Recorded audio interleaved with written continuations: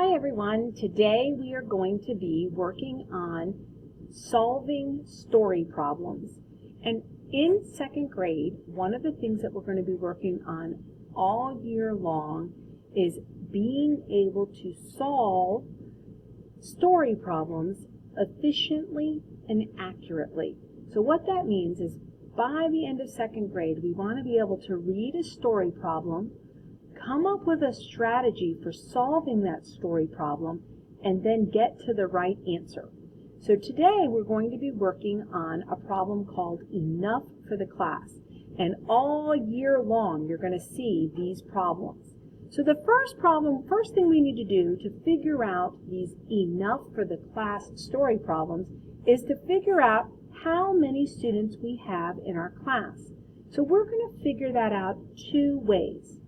And the first way is we're going to look and see how many girls versus how many boys we have. So I'm just going to use initials. So the first girl we have, her initial is TB. The first boy that we have, his initial is IG.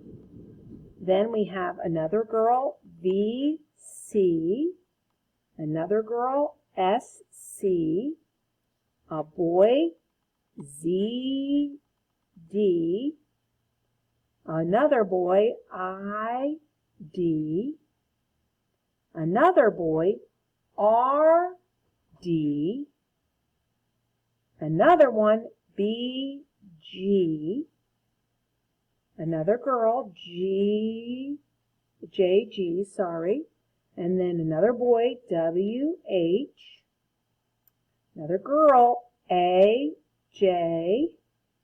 Another boy, LJ.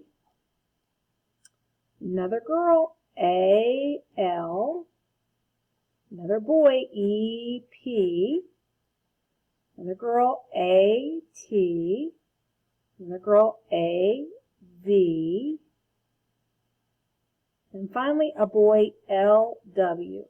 So let's figure this out. Let's see how many we have here. So let's count our girls. 1, 2, 3, 4, 5, 6, 7, 8. And let's count again, because remember, one of the standards we're working on is solving this problem efficiently and accurately. So first we need to know how many students there are in our class. 1, 2, 3, 4, 5, 6, 7, 8. So we have 8 girls. And then how about boys? We have 1, 2, 3, 4, 5, 6, 7, 8, 9. 9 boys. Let's double check that just to make sure. 1, 2, 3, 4, 5, 6, 7, 8, 9. All right. So we have 8 plus 9. Think about that for just a minute. 8 plus 9. 8 girls plus 9 boys equals how many students are in this class? Well, I know, and I'm thinking in my head now, I'm thinking, 9 plus 1 is 10. So if I took 1 over here, so if I think about that as putting a 1 over here, then I end up with 7 plus 10. Because I took 1 away from the 8, and I brought it over to the 9. And 7 plus 10 equals, if you're thinking 17, you're right on target. So we have 17 students in our class. Now, I want us to think about this a little bit differently. We have 4 tables in our class. So if we have 4 tables in our class, let's make sure that this is right, that we really do have 17 students. So if we have 4 at the red table, 4 at the blue table, 4 at the green table, and 5 at the yellow table. Let's think about that. 4 plus 4. That's one of our doubles facts.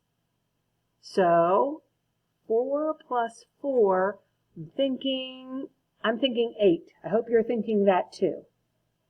Now, I've got to do 4 plus 5. Well, I can see that over here 4 plus 4 was 8. And 5 is one more than this 4. So that's going to tell me that this number is going to go up by 1. And if I go 8, the next number is 9. Good. So 8 plus 9. So I have to think about that. 8 plus 9 equals 17, just like down here. So in our class, we have 17 children. Now we're going to have to keep that number, 17 children, in our head because we're going to be using it in just a minute. So before you watch the next video, I would like you to get your math book out and I would like you to open it to page 50. And we're going to use this information, the fact that we have 17 children in our class, to solve a problem and determine if we have enough of something. That'll be a surprise when you get back.